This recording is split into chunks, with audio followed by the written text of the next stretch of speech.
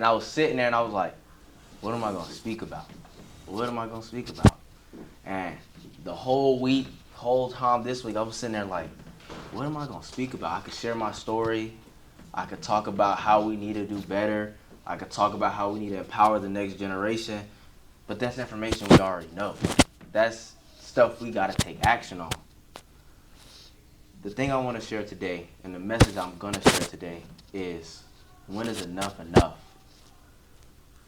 We live in a community where kids are constantly being bullied, picked on, made a target, made easy to be. They literally have a roadmap, where it's school to prison roadmap for kids. And it's not even just black kids anymore.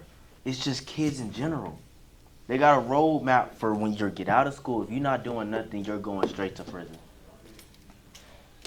And as men, our bishop shared it before, we are meant to be that leader. We are meant to be that light in our community. How can we be a light? How can we be a leader in our community and we sit back and we allow our young sons, our young kids in our community to go through this pipeline with nothing? We don't guide them, we don't help them, or we give them the bare minimum and let them go on. I love to share my story. When I was in 5th grade, I got expelled from school for fighting. I was fighting, I was bullying, I was cussing. I was doing, kid stuff that I thought I was invincible.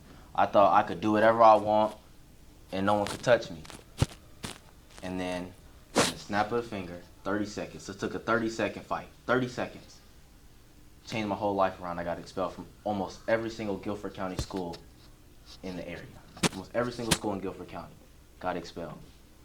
And in that moment, I knew, I was like, I'm not as untouchable as I think I am.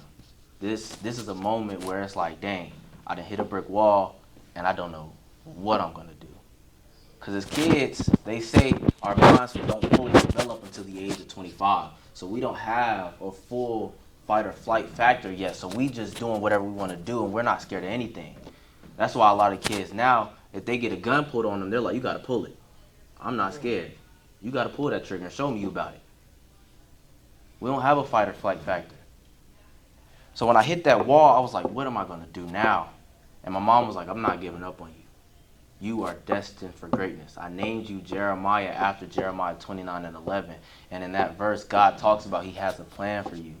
He has a plan for all of us. And she was like, you are going to be great.